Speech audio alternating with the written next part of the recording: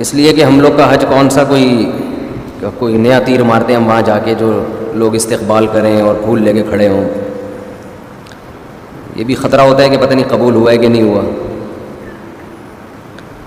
حاجی صاحبان میں ہم جب جہاز میں آ رہے تھے واپسی پہ،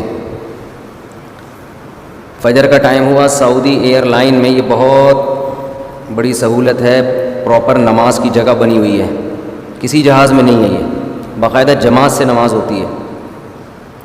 تو میں نوٹ کر رہا تھا کہ کتنے لوگ نماز پڑھتے ہیں.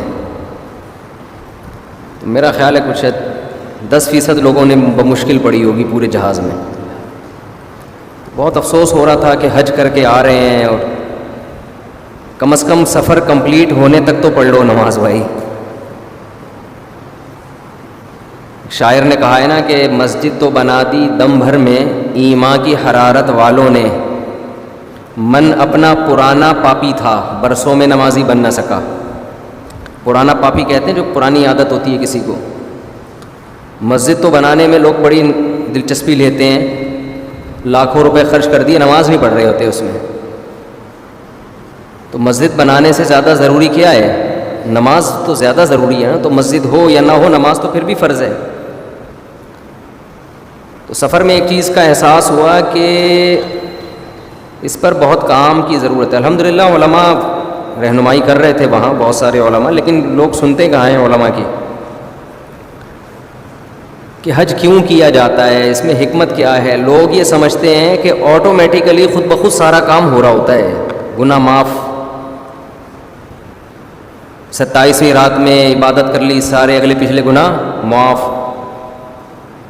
اور حج کر لیا تو حدیث بھی سنائی جاتی ہے کہ ایسے ہو جاؤ گے جیسے آج تمہاری ماں نے تمہیں جنا ہے. یہ حدیثیں بالکل ٹھیک ہیں، لیکن اس کا وہ مطلب نہیں ہے جو مطلب بیان کیا جاتا ہے.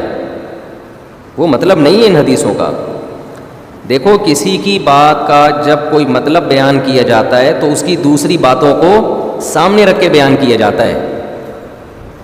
کبھی بھی کسی بات کا ایسا مفہوم نہیں لیا جاتا جو دوسری جگہ اس کی وہ نفی کر رہا ہو. یہ جو آتا ہے حج میں سارے گناہ معاف ہو جاتے ہیں اور لیلۃ القدر میں گناہ معاف کر ہونے کا مطلب یہ جب انسان حج پہ جاتا ہے تو اس کو توبہ کی توفیق مل جاتی ہے، پلٹ کے واپس آتا ہے. اس لیے ایسا ہو جاتا ہے جیسے آج اس کی ماں نے اس کو جنا، پلٹ کے ویسے کا ویسے ہی آیا جیسا گیا تھا.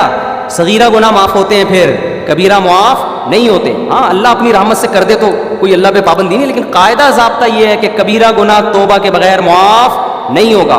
تو حج سے کیوں معاف ہوتا ہے؟ اس لیے کہ حج میں توبہ کی توفیق ملتی ہے. اتنی قربانی لاکھوں روپے خرچ کر کے گیا. مینا میں کتنی قربانی ہے. مزدلفہ میں ہم جب ٹھہرے ہوئے تھے نا، ہمارے تو ایلیٹ طبقہ تھا سارا، کراچی کا ڈیفینس کا اور امریکہ سے لوگ آئے ہوئے تھے. مزدلفہ میں ہم جہاں ٹھہرے تھے نا، تو وہاں جو ہے نا جتنا بھی وی آئی پی حج ہو، حج کے 5 دنوں میں وی آئی پی پنا سب ختم ہو جاتا ہے. اس لیے میں لوگوں سے کہتا ہوں یہ جو وی آئی پی کے چکر میں جاتے ہیں نا، بڑا اچھا وہی ہوتا ہے، لیکن جو حج کے 5 دن میں ہیں ان میں سب برابر، انہیں سب ایک ایسی کی تیسی ہو جاتی ہے اس میں آدمی کی. تو کیا ہوا ہے کہ وہاں مزدلفہ پہ جب ہم پہنچے ہیں تو وہ جگہ ہی نہیں ملی. ایسی جگہ تھی سڑکوں کے بیچ میں، تو بالکل کراچی میں جو چرسیوں کا منظر ہے نا، جو پڑے ہوئے ہوتے ہیں سڑکوں کے بیچ میں، بوتلیں پڑی ہوئی ہیں، تھیلیاں پڑی ہوئی ہیں، بیچ میں چرسی نہیں ہوتے. میں نے تو وہاں بیان میں ان حاجیوں سے بہت معذرت کر کے کہا، میں نے کہا میں ایک بات آپ لوگ کے بارے میں کہنا چاہتا ہوں. مینا میں نے بیان میں کہا کہ آپ لوگ جب مزدلفہ میں ٹھہرے تھے نا، بالکل کراچی کے چرسی اور ہیروئنچی مجھے یاد آ رہے تھے. ہم بھی وہیں پڑے ہوئے تھے. کتنی قربانی ہے یار. جو لوگ کبھی ایئر کنڈیشن سے باہر نہ نکلے ہوں، وہ مٹی میں بیٹھے ہوئے ہیں اور پڑے ہوئے ہیں، احرام کی چادریں دائیں بائیں ہو رہی ہیں، خواتین بھی ایسی بیچاری پڑی ہوئی ہیں، اور وہ بہت مشکل ہوتا ہے. مزدلفہ سب سے ڈینجرس ہے کیونکہ وہاں خیمے ویمے بھی نہیں ہیں، قیام بہت. پھر اس کے بعد جو پیدل چلنا شروع ہوتے ہیں، پاؤں میں چھالے پڑ گئے لوگوں کے. بس میں بیٹھنے والا اس سے زیادہ بیچارہ رسوا ہو جاتا ہے. اتنی لمبے یعنی ٹریفک پھنس جاتی ہے، الٹیاں لگ جاتی ہیں لوگوں کو. تو یہ سارے مجاہدے اللہ کروا کے کیا کرتا ہے؟ اپنی محبت کی چنگاری دل میں پیدا کر دیتا ہے حاجی کے دل میں. کیونکہ جس کے لیے آپ قربانی دیتے ہیں اس کی محبت خود بخود دل میں پیدا ہوتی ہے. لوگ کہہ رہے ہوتے ہیں نا یہ بکرا میں نے بڑی محنت سے پالا، کہتے ہیں نا کیسے گلے میں چھری پھیروں. اور جو ایک بکرا وہ ہے جو اسی دن لا کے کاٹ دو آپ، اس میں نہ بکرے کو افسوس ہو رہا ہوتا ہے کیا خیال ہے؟ اور نہ آپ کو. جب آپ اس کو پالتے ہو، اس کی مینگنیاں صاف کرتے ہو، روزانہ نہلا رہے ہو اس کو، پھر بکرا بھی رو رہا ہوتا ہے اور کاٹتے ہوئے آپ بھی رو رہے ہوتے ہو. تو اسی طرح حاجی سے اللہ اتنی قربانی لے لیتے ہیں. پھر حج کی ساری عبادتیں خلاف عقل ہیں. رمی ہو رہی ہے بھائی, کیا ہے یہاں پہ؟ بس ایسے ہی ابراہیم نے رمی کی, نبی نے رمی کی علیہ السلام اور صلی اللہ علیہ وسلم, تو آپ بھی کرو. لاکھوں حاجی جا رہا ہے اور ٹھک ٹھک ٹھک, ایک ایسا ایمان والا منظر ہوتا ہے نا رمی میں, اتنی اتنی سی کنکریاں, لیکن رش کی وجہ سے ایسی آوازیں, ٹھک ٹھک ٹھک ٹھک ٹھک ایسے آوازیں آ رہی ہیں. بھئی یہ کیا ہو گیا؟ بس سب دیوانے ہو گئے ہیں. اللہ نے کہا چلو اب اس کو کنکری مار کے آگے بڑھو, اگلے والے کو مارو. ایک عجیب منظر ہوتا ہے, اتنا تیل نکلوا لیتے ہیں اللہ تعالیٰ, اتنا پسینہ نکلوا دیتے ہیں, اور اتنی مجاہدہ ہو جاتا ہے کہ اللہ کی محبت کی چنگاری پتھر دل میں بھی پیدا ہو جاتی ہے. اسے کچھ خیال آتا ہے یار ہم مسلمان ہیں, تو اس کو پھر توبہ کی توفیق ملتی ہے. آج کل کیوں نہیں مل رہی؟ بتانے والا ہی نہیں بتا رہا ہوتا کہ ہم توبہ کے لیے آئے ہیں یہاں پہ. وہ ٹریول ایجنسی نے شروع سے گائیڈ ہی نہیں کیا ہوتا. ٹریول ایجنسی میں نے یہ بتایا ہوتا ہے کہ گیا ہوگے اگلے پچھلے سارے معاف. تو جو بہن کی وراثت, بعض تو بہن کی وراثت کے پیسوں سے حج کرنے جا رہے ہوتے ہیں, وہ کھا کے گئے, وہی کھا کے دوبارہ ایک اور دکان پہ قبضہ کر لیا, اگلے سال پھر معاف کرانے چلے گئے, پھر آ گئے. بھئی ایسے 1 کروڑ حج بھی کر لو گے, ایسے نہیں ہوگا حساب کتاب. حج زندگیوں کو کیا کر دیتا ہے؟ چینج. ہمارے حضرت ہر سال حج کرتے تھے, عمرہ بھی کرتے تھے. پھر جب حج مشکل ہو گیا تو پھر عمرہ شروع کر دیا حضرت نے. عمر بھی زیادہ ہو گئی تھی, مشکل ہو گیا تھا. تو اتنے پرہیزگار تھے, اتنے رونے دھونے والے, اللہ کی یاد میں گناہ سے بچنے والے. لیکن ہمیں یاد ہے حضرت عمرے سے واپس آتے ہوئے فرما رہے تھے کہ مجھے شرم آ رہی ہے واپس جاتے ہوئے. اللہ کہے گا جیسا گیا تھا کہیں ویسے ہی اب ویسے ہی آ گیا, تو کچھ تبدیلی نہیں آئی تیرے اندر. تو حالانکہ وہ تو پورے دین پہ چلتے تھے. ان کو یہ خوف تھا اپنے بارے میں کہ کہیں اللہ یہ نہ پوچھ لے کہ تو میرے گھر کی زیارت کر کے آیا ہے, اب بھی ویسے کا ویسا ہی ہے جیسا پہلے تھا.